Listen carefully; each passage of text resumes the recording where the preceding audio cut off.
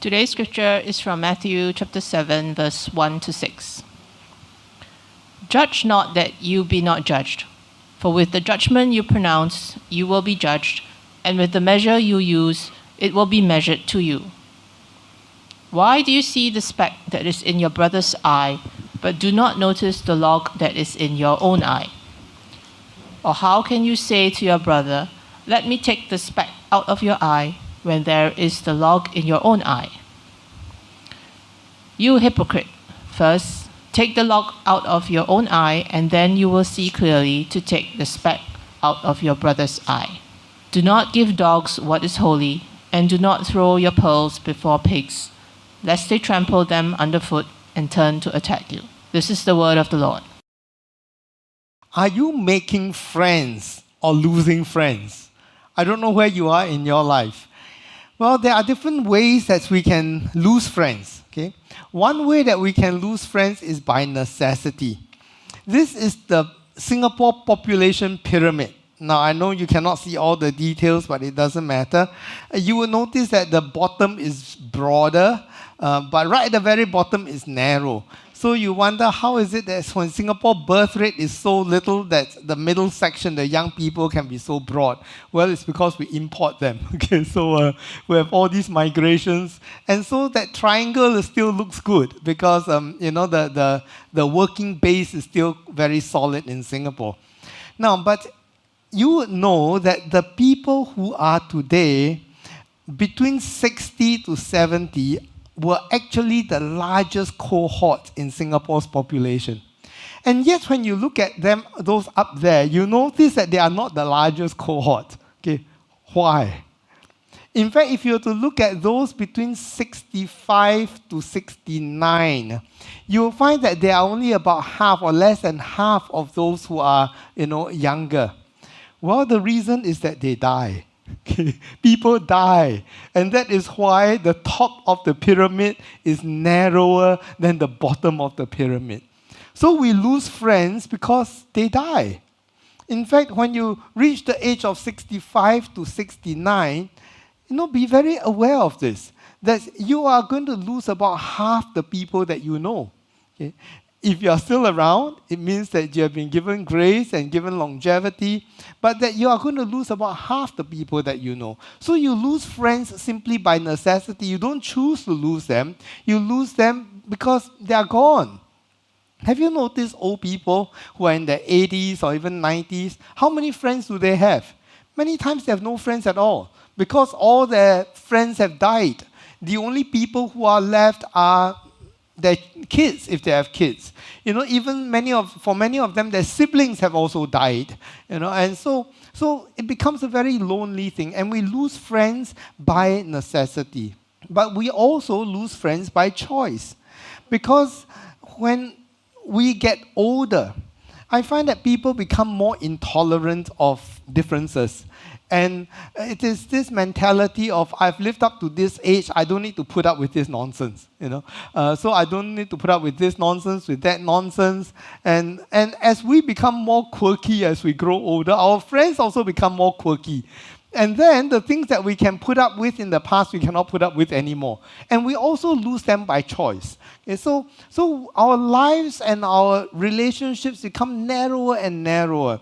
And for many people who have the great blessing of having both husband and wife going to old age together, in the end, they are just left with the two of them. And then when one dies, the other person cannot take it anymore and soon follows. So that is sometimes we find that we lose our friends by choice. Yes, we can, family members sometimes accuse each other of being toxic, right?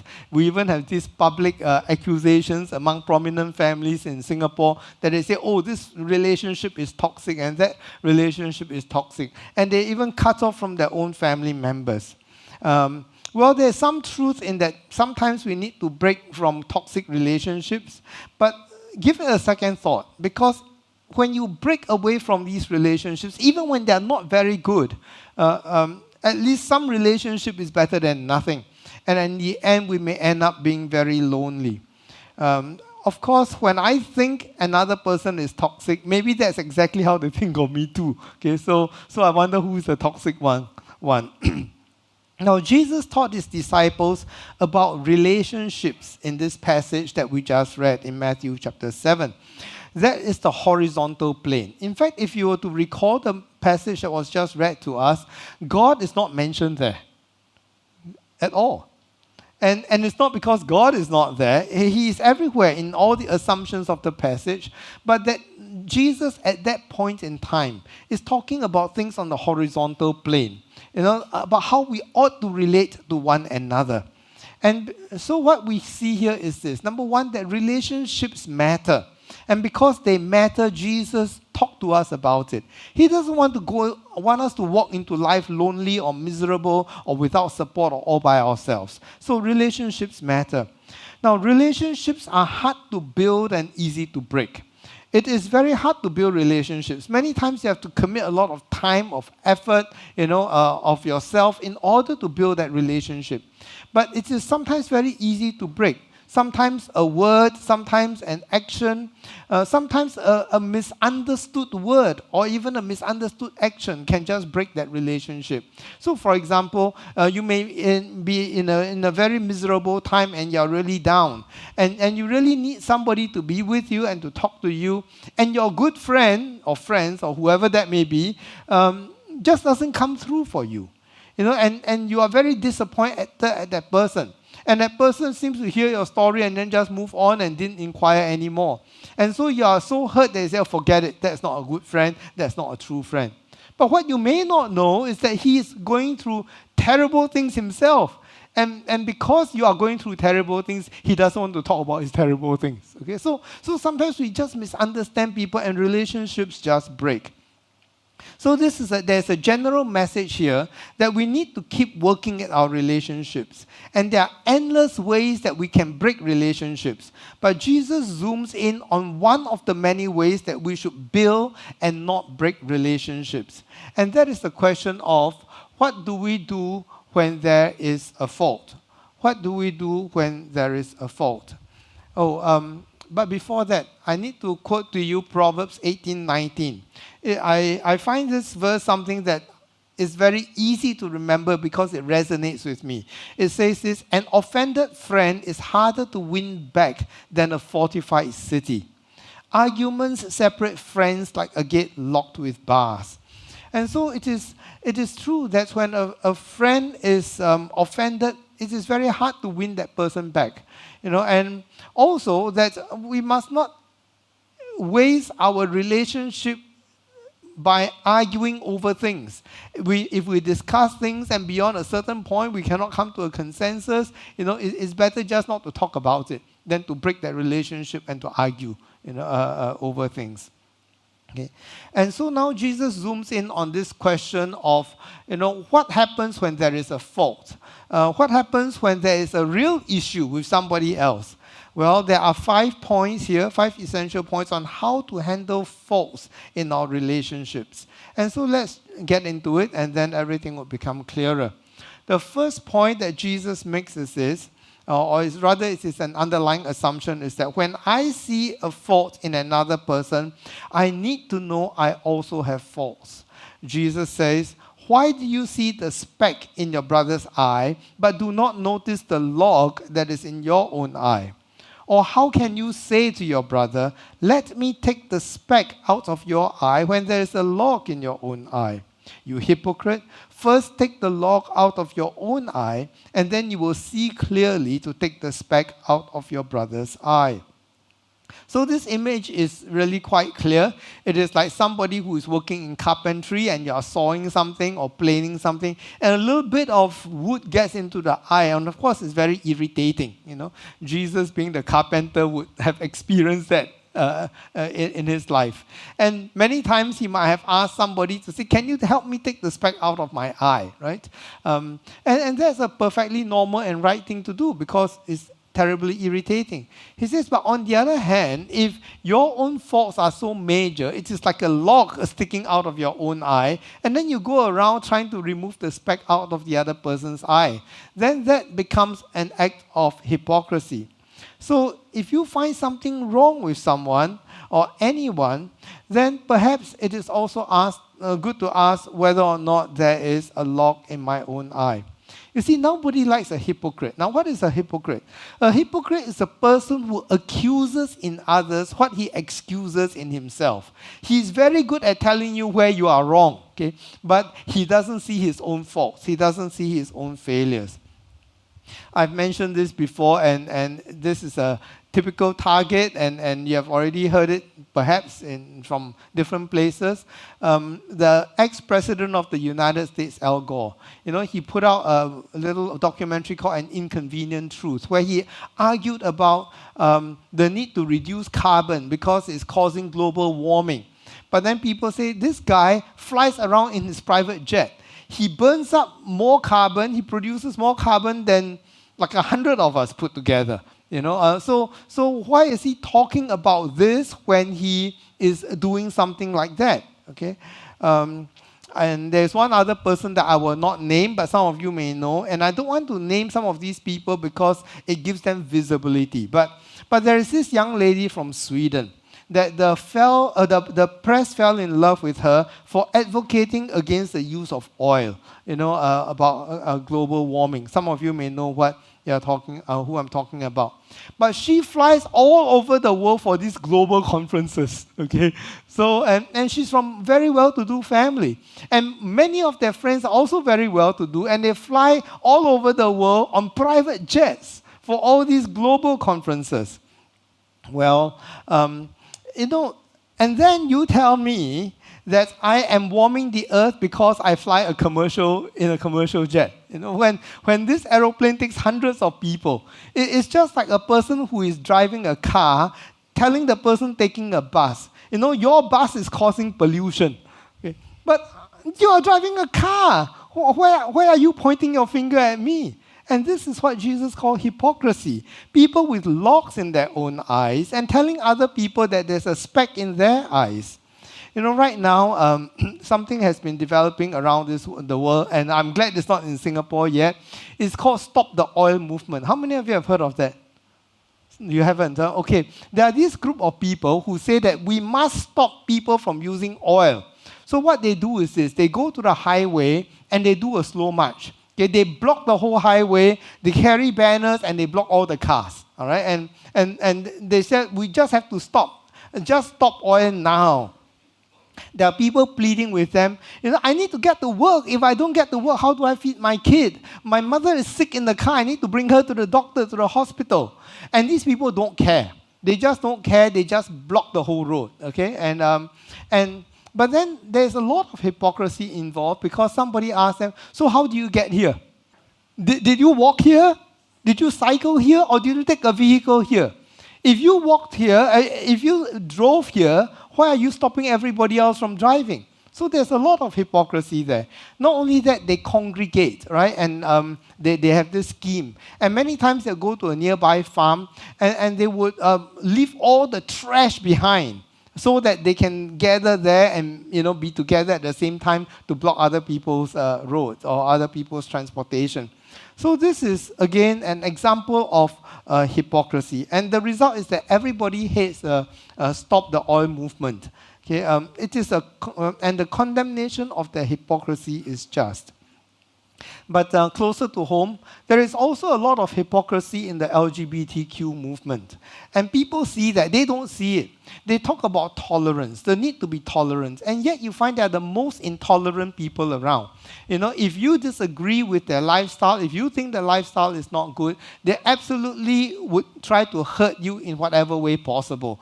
And now they are trying to tell kids in school that, there's no such thing as two genders or two sexes, male and female. Your gender is whatever was assigned to you. It is not an assigned gender. It's what you're born with. It's not an assigned gender. So they have a conception of the world. And if you disagree with their conception, they will fight you tooth and nail. And there's great hypocrisy because they talk about tolerance. So what tolerance is there on their part? They are probably the most intolerant people around. But lest you think that there are all these hypocrites around and that I'm faultless. You all know I have faults. But I can tell you there was an incident where I was reminded of the log in my own eye. Most of you know that I'm quite environmentally conscious. I try not to use paper products if I can help it. I try not to waste food, and I compost my own food. That one some of you may not know. All the scraps, like when you cut out an apple, there's an apple core or melon peel or melon skin, I would compost it, at least back in the States, where there was a composting bin. Okay, so I try to be as ecologically sensitive as I know how. Then I took a quiz on my carbon footprint. How much carbon footprint am I leaving in the world? And I thought I must be very good because I drive a car, I don't drive SUV. All these Americans drive this SUV. All these people, they are burning up and causing so much carbon. Okay, so I took this quiz. And guess what? I fare very poorly. I leave a very heavy carbon footprint. Even though I drive a car and not an SUV, I drive a lot. And because I drive a lot, by the miles I cover, I actually cause a lot of carbon into the air. So I find that actually I'm not that environmentally friendly in my life.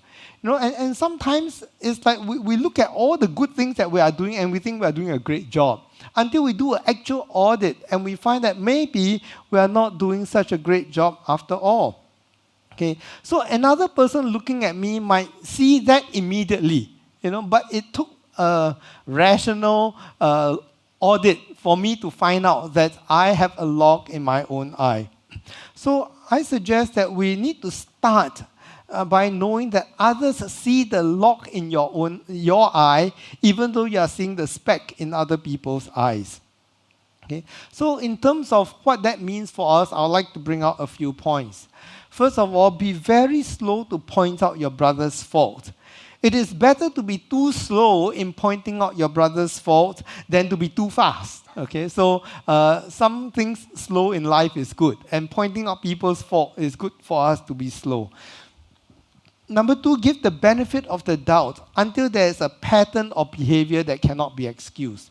When you see somebody doing something, don't jump to conclusion right away that it is therefore wrong and you want to, take the speck out of his eye, tell him that he is wrong.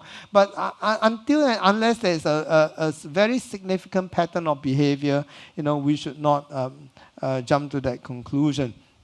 Number three, if people don't like to befriend me, I need to ask if there's something wrong with me. That is, if I have very few friends, if I'm losing friends in my life, the first thing we need to ask is there something wrong that I'm doing in my life? Do I have logs sticking out of my eye? It's just like some people, especially when backpacks became quite popular. I'll find that these people would go up the crowded bus or MRT with a gigantic backpack behind them, And if you say, hey, brother, you say, what? And then they turn around and they smash everybody behind them, because they cannot see, okay? They cannot see their own issue. They cannot see that it is being very inconsiderate with this huge backpack, and they're just bashing everybody every time they turn, right? So the government says courtesy campaign, right?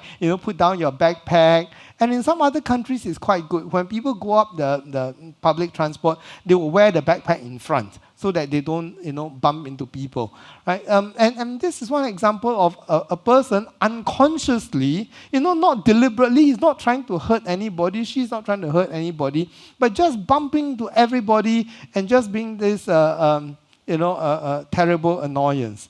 Okay, so if people don't like to be friendly, and just as an example, are there things that you are doing in your life that are perhaps keeping people away? Okay, if you wonder why everybody is giving you dirty looks, so ask, what am I doing wrong? Okay. Next is we tend to look at the faults of others and our own virtues. We like to think, I'm a pretty nice person. And then when you look at other people, we find that, we say he is not nice. Right? Jesus says we need to take a moment and look at ourselves as others see us. We can be so busy trying to project an image of ourselves, and that's what we all do. We try to project an image of ourselves. We project an image of ourselves, and we don't ask how people are actually seeing us. Okay, we try to tell people this is what I am, but people are seeing what we are. Okay? We can bury our heads in the sand and think that others cannot see our faults. Then the second point Jesus brings out is this: when I see faults in another person, I must not condemn the person. Jesus says, judge not that you be not judged. For with the judgment you pronounce, you will be judged, and with the measure you use, it will be measured to you. Now, what is the meaning of judge? Must be the favorite verse of non-Christians to use on Christians, that Christians are too judgmental. And they always say, don't judge, So what does that mean? What does the Bible mean? What do they mean? Well, I think the word judge has more than one meaning. There is a pool of meaning in the word judge. And I'd like to say that there are approximately three meanings. The first is this: to form an opinion or to come to a conclusion. Now, this is not the meaning that is intended here. Okay, so the Bible says, do not judge by appearances, but judge with right judgment. There is a necessity of judging, because we need to come to conclusions. We need to make decisions. Okay, so for example, if you are in a shop, you want to buy something, you find it's a bit expensive, you may want to bargain, okay, and make an offer. You have to decide in your mind what you want to offer. That is a judgment, right? That you have to make. Or if somebody counters your offer, and you have to decide whether you want to accept or not. Or even in the daily necessity of life, you have to make a judgment. Today I'm going to this place. Should I take the MRT or should I take the bus? That is a judgment. Whatever your decision, that is a judgment. Okay, so judgment in that sense is perfectly normal. Or when you come lunchtime, you say, well, should I eat lunch today or should I skip? Or what shall I eat? Or even just at checkout, which line should I go to? Which line is faster? And you try to make a judgment and a guess on which line is faster. So that kind of judgment is a necessity in life. And this is not what Jesus is talking about. He's talking about, that we have to make a right decision and a fair decision. And sometimes we like to think that life is justice will pan out. I can say that I've seen injustice in my own life. Sometimes I suffer injustice, but there was once when there was injustice and I was the unjust one, and it turned out in my favor. Okay. I was in primary school at that time, and there were two kids in school that were quite notorious, two brothers. Okay, and one of them was just messing around. I don't think he meant anything bad. He took my school bag and he was swinging it around. From afar, I saw him doing that, and being the pugnacious young boy that I was, I ran up to him, grabbed him by the neck, and tried to choke him. Okay. Then his brother came to his help. Okay, so his brother got behind me and tried to choke me. So you have got, me choking him and him, the brother choking me. Okay, and then there was this scramble, and then the teachers came and broke up the fight. Okay, so we were all hauled up, three of us, and because these two boys have a very bad reputation, and it's 2 against 1. So the teacher said, shame on the two of you. Both of you attacked him. And all that. Actually, I started the fight. So both of them got punished. I got off. And you see, what the teacher did was that she judged on the basis of appearance. It looked as if it was 2 against 1. She could not think in her mind that one person would take on 2 persons. Okay, and therefore these 2 guys must be wrong, and they got punished for it. And so this is another case, for example, of, that we have to do a righteous judgment. So judgments must be righteous. Judgments must not be by mere appearances. And when you are in a position of authority, don't punish the boys who didn't start the fight. Okay, so, you may want to punish the boy who starts the fight and not punish the boy who didn't start the fight. Okay, in fact, I know of a case where these two brothers, they were always quarreling. And I came from a Christian home. Actually, these Christian parents told me this. And so there is this second son who is always mischievous and always up to nonsense. And the elder brother decided to set him up. So took their toys and threw it over the fence. Okay? And when the parents found the toys thrown over the fence, they decided the second one must have done it. So they scolded the second son, and the second son said, "Not me, not me, not me." He said, "Well, not you, who else?" The number one behaves well. You are the one who is always up to nonsense. And so number two got punished. And some months later, number one came to the parents because he was laden with guilt. And then he told his parents, "Actually, I was the one who threw the toys over the fence." And that taught the parents a very good lesson. That is, be careful how we make judgments. And that's what Jesus is saying. If there is any benefit of the doubt to be given, give it. Okay? Because the child who is punished unjustly will bear a big grudge against the parents until that relationship is made right. So whenever there is a possibility at all of not knowing the facts, always give that person the benefit of the doubt. The next thing is, another idea of judgment is to sit in judgment. That is to regard another person from a position of moral superiority. So what we have is now, so this is part of what Jesus is talking about, meaning that I think I'm superior, and therefore I pass moral judgments on other people. Now, not too long ago, I was interacting with someone, and this person was talking about the design of a certain place, like a flat, for example. Okay. So it says, this flat is so poorly designed. There are so few windows. The bathroom, no windows. Everything, no windows. Must be one of these stupid young architects who designed it. I said, how do you know it's a young architect who designed it? Yeah, these young people think they are very artistic and very clever. I say, but out of the blue, you are scolding all young people for not having a window in the bathroom when you have absolutely no idea the age of the architect who did it. So sometimes people are like that. I said, how would you like it if something wrong is done, on a computer, let's say, and the young person says, "Oh, must be some old uncle and auntie who did this." Just because we are not as good in computers, some mistake is made, they just jump to the conclusion that it's old people who make that mistake. So I said, it is just not fair. And it's just not fair to accuse young people like that when you have absolutely no idea whose design it was that came up with this. Okay, so or if somebody has spilled something on the floor, and then you can decide, these young people so lazy, they spill things and never clean up. And then the young person will say, these old people are so lazy, they just don't want to bend down anymore to clean up. So everybody can make all kinds of assumptions. And therefore, it is important not to sit in judgment with this moral superiority over other people. When you see somebody doing something wrong, actually doing something wrong, there is this phrase that Christians use, and it's a good phrase. It's used by this guy called John Bradford, who was an exemplary Christian. And when he saw criminals being executed, that was in 16th century England, he said, "There but for the grace of God go I." He was the one who started this phrase, and people have been using that until today. What does it mean? Well, it means, but for the grace of God, I go there. Okay, but they just jumble the words. There, but for the grace of God, go I. If it were not for the grace of God, I might have been a criminal too. If it were not for the grace of God, I might be the one being executed today. So we must not sit over other people in judgment, now as though we have the right or the ability to do so. And the third aspect of judging is this: to judge a wrong as in a court of law, and then to pronounce a condemnation and a punishment.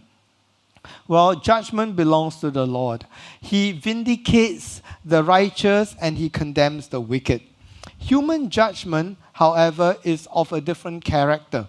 And we must ask ourselves if we have that right to make that judgment. Nicodemus said these words. He says, "Does our law judge or condemn a man without first giving him a hearing and learning what he does?"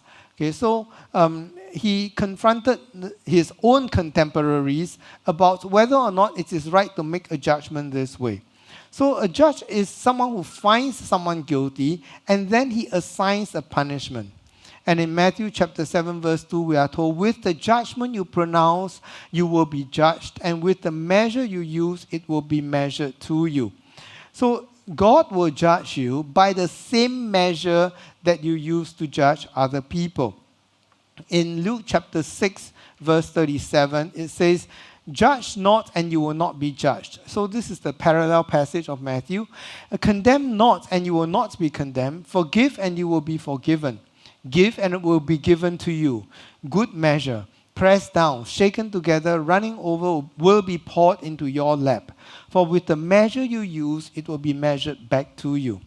Too many people use this passage to mean giving. That means if you give donations, then the Lord will reward you abundantly and will give you a lot. That is not what the text is saying at all. It is talking about judgment. If you pass judgment on other people, if you use a certain rule of judgment on other people, expect God to use the same rule of judgment back on you. If you are harsh with people, then you can expect the same harshness of punishment back onto yourself. Okay, so in the Old Testament, being poured into the lap is a sign of judgment. And also it says it will be pressed down in full measure, shaken up together. So it's like measuring something, right? When you want to make sure that it is full measure, you shake the thing so that all the air pockets will go down. And then you make sure it is full. And then that is measured. So in Luke's gospel, we are given a warning. If you want to judge people, okay, if you want to jump to conclusions, if you want to be nasty about how you relate to other people, guess what? God is going to relate to you in the same way. He is going to let you get a taste of your own medicine, so to speak. Okay, so this is not about blessing, but about condemnation and punishment. So if you judge others harshly, God will use the same measure on you. So then, we should be sure that we should do not condemn. Condemnation is like writing people off, and that is God's judgment and not ours. Condemnation and judgment is God's job and not mine. Why? Because the Bible tells us that when God judges the earth, He does two things, not one thing. Number one, He comes to reward the righteous and He comes to punish the wicked. But when we do a judgment, we only do one side of the story. We only censure the wicked. We only, say bad things about the wicked. We never reward those who are righteous or do good. So the judgments that we do is always not balanced. It is focused only on wrongs. It is never focused on what is right. And the judgments of God are righteous and true altogether. The third point is this. That is, when I see faults in my brother, I need to correct my own fault before correcting his fault. In Matthew 7:5 says, you hypocrite, first take the log out of your own eye, then you'll be able to see clearly to take the speck out of your brother's eye.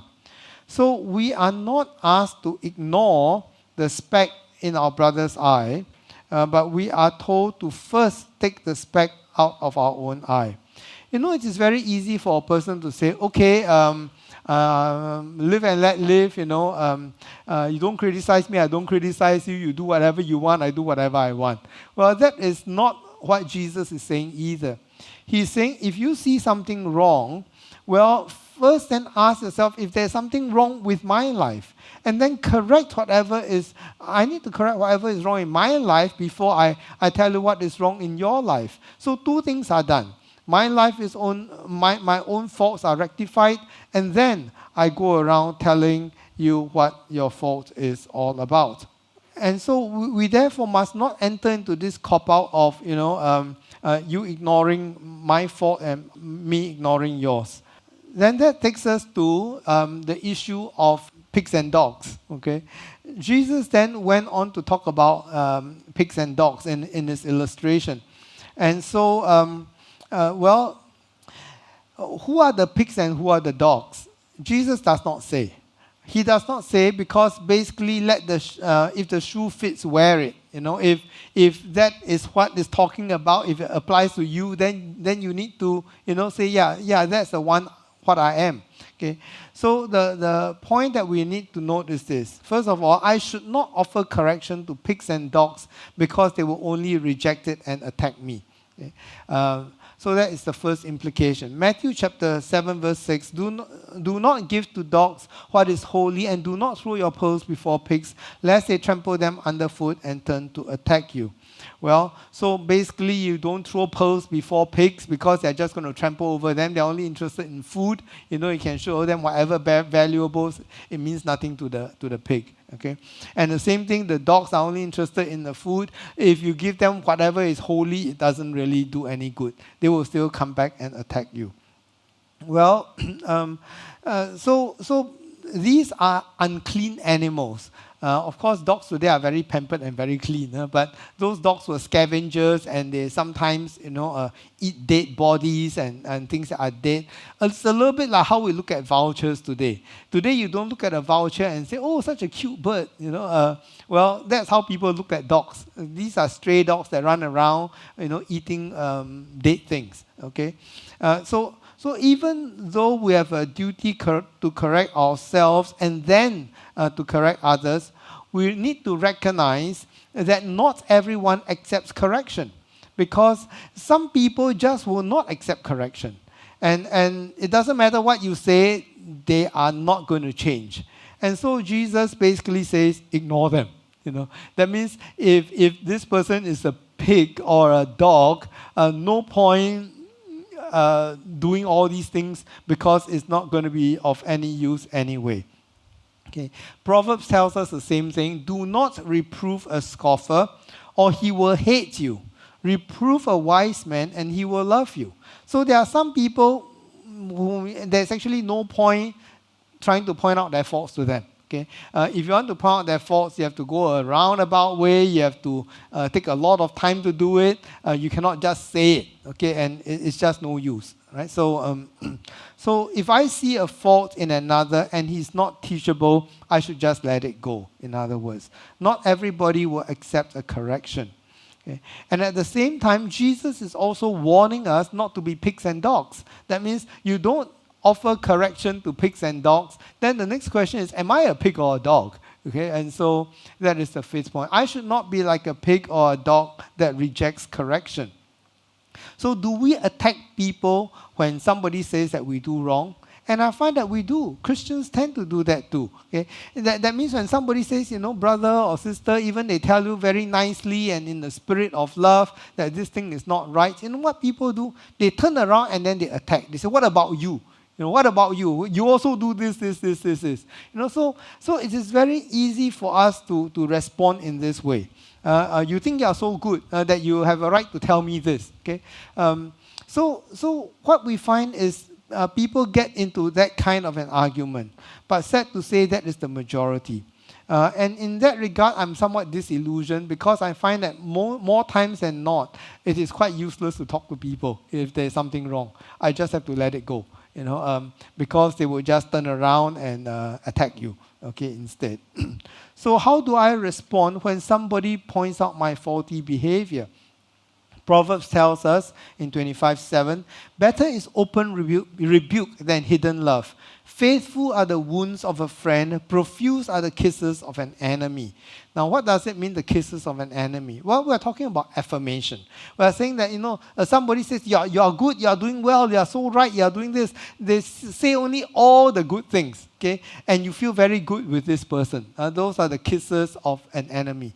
Okay, but faithful are the wounds of a friend. If a person truly loves you and is good and is not fault-finding with you, when he tells us something wrong, I think we really need to pause to think and spend a lot of time considering before we respond and say, no, that cannot be true. Okay, I think that is very commonly our first response.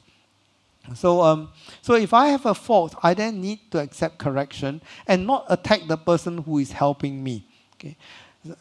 And then how do I respond when somebody points out my wrong thinking? Because it's not just wrongdoing. Sometimes we think in a funny way. And Proverbs 27:17 says, iron sharpens iron, and one man sharpens another. So we need the input, the intellectual input from another person so that we can think better. And it's not that the person is necessarily better. Sometimes you are better, sometimes he is better, and that interaction is very helpful for both persons. So in conclusion, then, I'd like to just go through the points that we have been looking at. So when I see a fault in another person, I need to know I also have faults. The next point is, when I see faults in another person, I must not condemn the person. Don't write him off. Okay. When I see faults in my brother, I need to correct my own faults before correcting his fault. And the fourth point is, I should not offer correction to pigs and dogs because they will only reject it and attack me. Okay. And the fifth point is, I should not be like a pig or a dog that rejects a correction. So what we see here in this passage is that Jesus is concerned about our interaction, within the community of faith. Now, this is in a sense a negative thing. He talks about the things that break community. He talks about the thing that breaks relationship. And there will be all kinds of lessons that we learn about building bridges. But to summarize it, we can say that we are to build bridges with people of the world rather than to condemn them when you're relating to the world outside. At the same time, you are to build your church family and not to break it by judgmentalism. It is easy also within a church to break community by being judgmental over people. Let us pray. Our gracious God, we want to thank you that you have not left us without instruction on how we ought to relate to one another, especially when we see faults with one another. So, gracious God, we pray for your mercies upon each one of us as we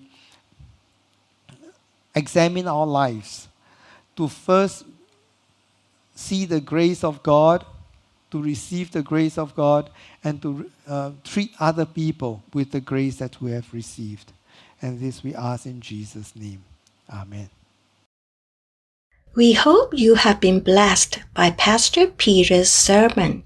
We'd love to have you visit us at thewell.sg. Have a wonderful week.